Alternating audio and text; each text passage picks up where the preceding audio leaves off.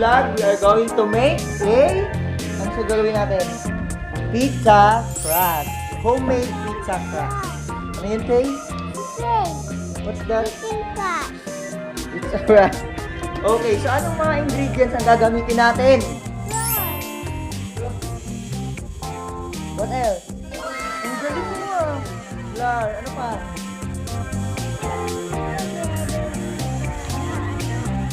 Ano pa?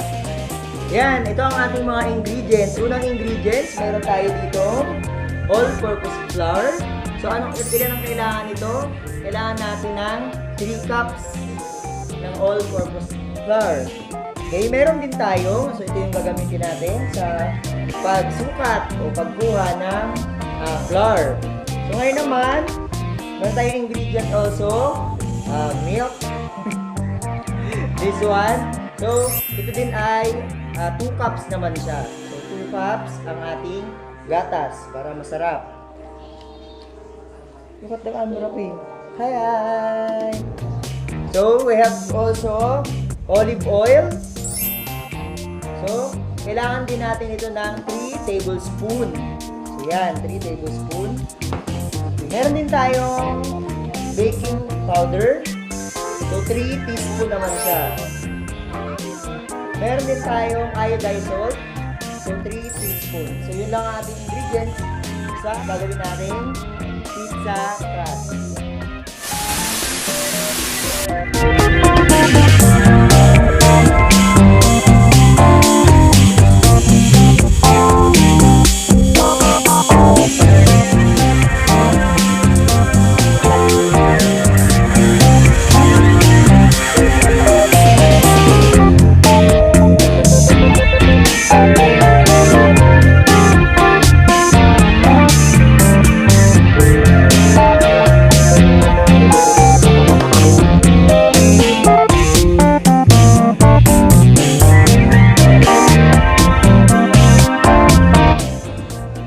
Ng dried ingredients. Yan. Dapat haluin ng mabuti yan para halong-halo. Mix na mix. Very good, Faye. Alright.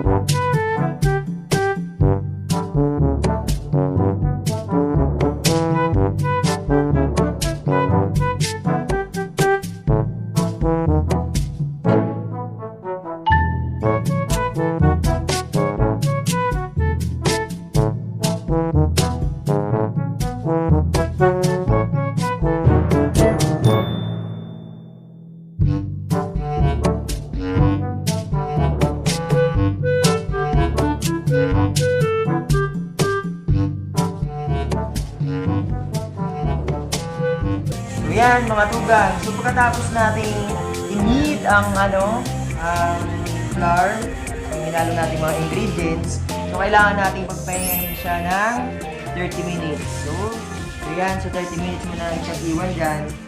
Mamaya gagawin na natin siyang pizza dough. Yan. Okay. Okay.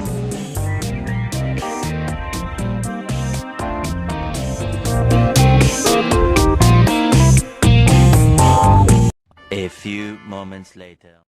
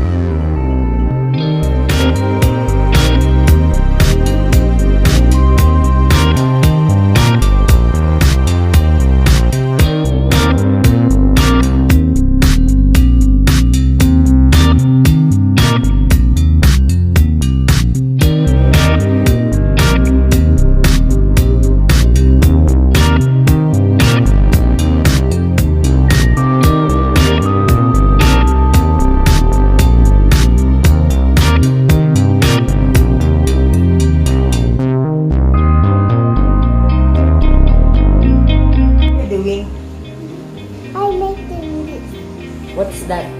It's a worm. Worm? Ang galing. Are you going to eat that? No. Why?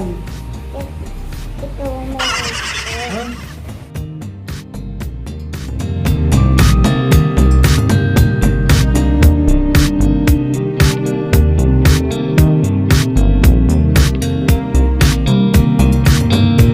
A few moments later.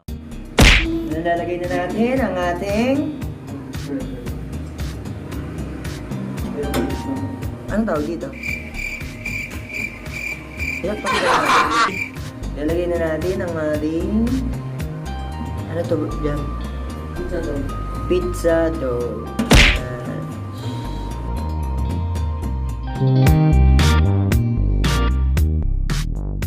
So, kailangan natin i-preheat muna ang oven ng may 10 minutes. Ang kanyang temperature ay nasa 175 degrees Celsius. So, painitin muna natin siya. Guys, kumustahin mo sila? Stay safe. Stay safe.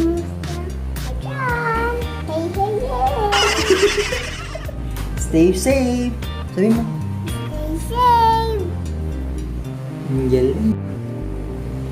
Ngayon natin ang ating pizza dough.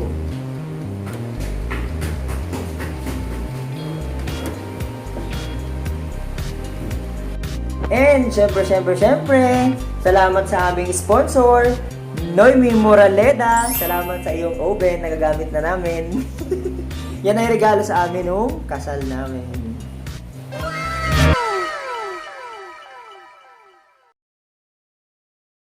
What's this? Siya. Okay, basa mo to.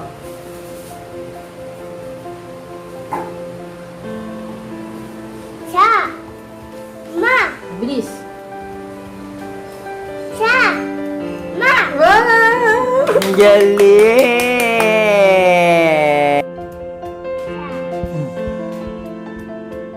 Siya. Ma. Another one?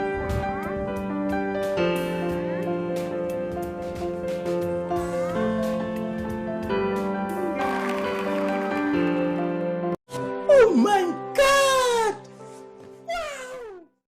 A few moments later.